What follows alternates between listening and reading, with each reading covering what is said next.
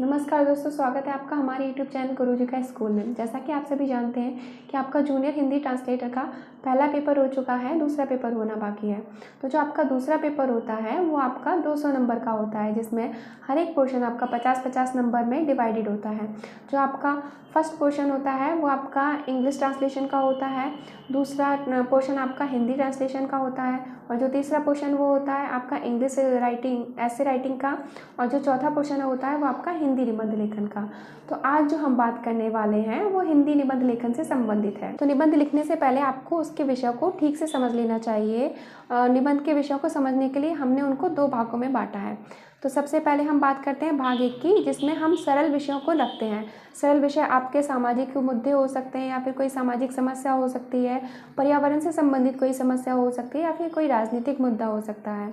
और जो आपके कठिन विषय वाले निबंध होते हैं उसमें आपकी कोई सरकार द्वारा पारित कोई बिल हो सकता है, जैसे कि कृषि बिल हो सकता है, या फिर नई शिक्षा नीति हो सकती है, या फिर ग्लोबल वार्मिंग से संबंधित कोई समस्या हो सकती है, या फिर नागरिकता संशोधन बिल हो सकता है, जिसके विषय में आपको जानना आवश्यक है, या फिर आपको एक विशेष जानकारी रखना आवश्यक है, जिसकी पूरी जानकारी अगर आपको होगी तो आप तभी अपनी बातों को ठीक तरीके से लिख पाएंगे, या फिर तभी आप अपना ऐसे लिख पाएंगे। अगर हम पुराने प्रश्न पत्रों के विषयों को देखें तो उनके विषयों को ध्यान में रखते हुए हम 2021 के निबंधों की तैयारी इस प्रकार कर सकते हैं, या फिर इन विषयों पर हम अभी तैयारी कर सकते हैं। जैसे कि पर्यावरण से संबंधित निबंधों में हम अपना टॉपिक ले सकते हैं कि वायु प्रदूषण का हमारे स्वास्थ्य पर प्रभाव, या फिर ग्रीन हाउस गैसों का हमारे स्वास्थ्य पर प्रभाव। यदि हम तकनीकी से संबंधित विषयों के बारे में बात करें तो हम बात कर सकते हैं, जैसे कि कोरोना काल में शिक्षा जो है वो हमारी बहुत प्रभावित हुई है, क्योंकि बच्चे स्कूल्स नहीं जा सकते, या फिर बहुत सारे काम हमारे ठप हो चुके हैं। तो ऑनलाइन शिक्षा बनाम ऑफलाइन शिक्षा, या फिर महामारी के दौर में ऑनलाइन शिक्षा का प्रभाव, या फिर तकनीकी का महामारी काल में तकनीकी का प्रयोग। तो ये आपके तकनीकी से संबंधित विषय हो सकते हैं। यदि हम बात करें आपकी सामाजिक समस्या या फिर आपके सामाजिक समस्या से संबंधित निबंधों के बारे में, तो आपके कुछ इस प्रकार हो सकते हैं, जैसे कि कृषि बिल, नागरिकता संशोधन बिल, नई शिक्षा नीति। तो आप अपने निबंधों की तैयारी इन विषयों पर कर सकते हैं। ये तो थी निबंध के विषयों पर चर्चा। अब हम बात करते हैं कि अगर आप एक अच्छा निबंध लिखना चाहते हैं तो उसमें किन किन बातों का ध्यान रखना चाहिए। तो हम आपको कुछ महत्वपूर्ण बिंदु बताएंगे, तो आपको उन बिंदुओं को ध्यान में रखते हुए अपना निबंध लेखन करना चाहिए। तो सबसे पहले आप किसी विषय पर लिखने से पहले उसके विषय में सोच लें, और आपको यह सुनिश्चित करना चाहिए कि क्या आप उस विषय पर ठीक से लिख सकते हैं, क्योंकि आप विषय वो ही चुनिए जिसके बारे में आपको जानकारी हो। तो सबसे पहले हम बात करते हैं रूपरेखा की। रूपरेखा बनाते समय आपको ये ध्यान रखना चाहिए कि आपके पास सिर्फ 500 शब्दों में अपनी बात कहनी होगी, या फिर अपना निबंध आपको सिर्फ 500 शब्दों में ही कहना होगा।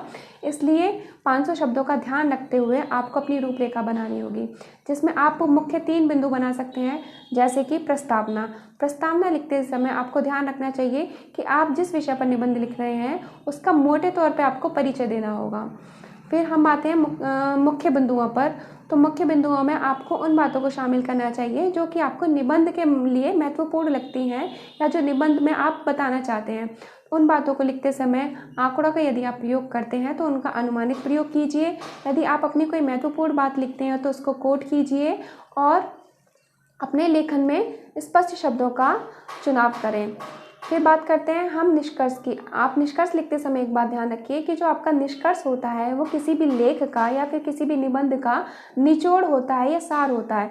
तो कम से कम शब्दों में उस निबंध की प्रासंगिकता को आप अपने निष्कर्ष में बता सकते हैं। प्रासंगिकता से तात्पर्य है यानी वर्तमान समय में वो कितना उपयोगी है, या फिर उसका भविष्य में क्या उपयोग होगा।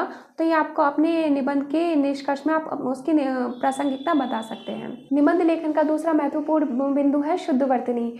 आप अपनी बातों को शब्दों के माध्यम से कहते हैं। यदि आपके शब्द ही गलत होंगे तो आप अपनी बात को ठीक माध्यम से नहीं पहुंचा पाएंगे, या फिर ठीक तरीके से बात नहीं पहुंचा पाएंगे, क्योंकि एक मात्रा के माध्यम से ही पूरे शब्द का अर्थ गलत निकल आता है। तो इसलिए आप अपने निबंध को लिखते समय शुद्ध वर्तनी का प्रयोग करें, क्योंकि शुद्ध वर्तनी अगर आपकी होगी तो आपका निबंध भी अच्छा लिखा जाएगा, और आप जो कहना चाह रहे हैं वो बात आप सामने वाले तक पहुंचा सकते हैं। तो निबंध लेखन में शुद्ध वर्तनी का ध्यान रखिए। अल्प विराम, पूर्ण विराम और कुछ चिन्ह चिन्हों मात्राओं का विशेष से ध्यान रखिए। निबंध लेखन का जो तीसरा महत्वपूर्ण बिंदु है वो है स्वच्छ लेखन। यदि अगर आपकी लेखन क्षमता स्वच्छ होगी तो आप अपनी बात को सामने वाले तक आसानी से पहुंचा सकते हैं। तो निबंध लिखते समय ध्यान रखिए जो आपकी लिखाई हो या फिर जो आपकी राइटिंग हो वो साफ़ हो, क्योंकि अगर आपकी राइटिंग साफ़ होगी तो हम जल्दी ही अपनी बात को सामने वाले तक पहुंचा पाते हैं।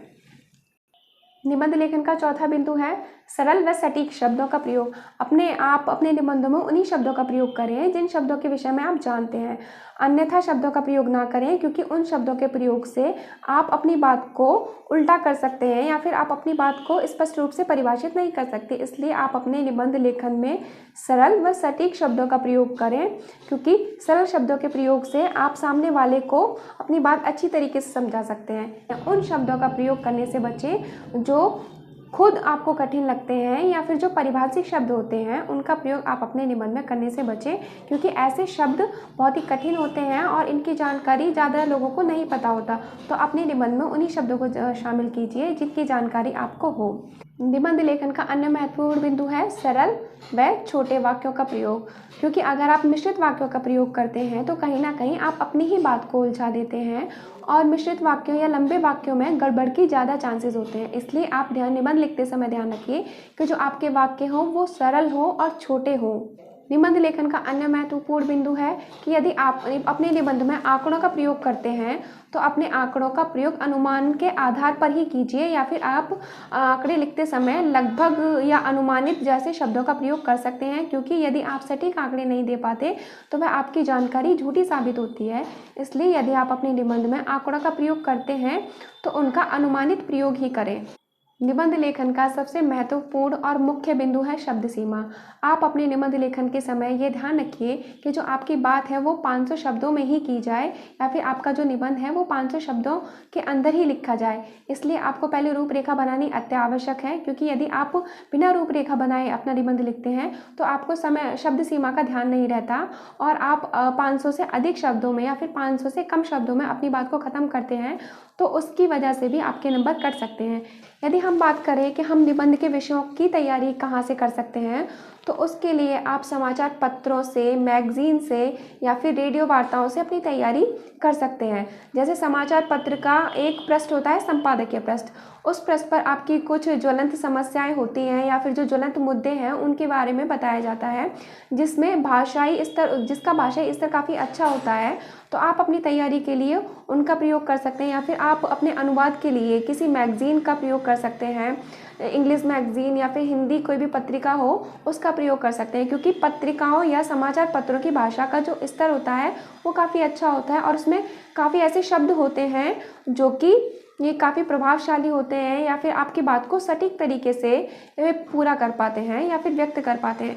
आप अपनी तैयारी के लिए समाचार पत्रों का, मैगजीन्स का सहारा ले सकते हैं। तो अपनी निबंध की तैयारी करने के लिए संपादकीय पृष्ठ को ज़रूर पढ़ें और इसी के साथ अपनी निबंध की तैयारी करते रहें। धन्यवाद। यदि आपका कोई सुझाव हो तो वो हमें हमारे कमेंट बॉक्स में लिखकर ज़रूर बताएं। यदि आप हमारे चैनल की मेंबरशिप लेना चाहते हैं तो वो हमारे यूट्यूब चैनल पर अवेलेबल है, जो कि 59 रुपीज़ से स्टार्ट है। धन्यवाद।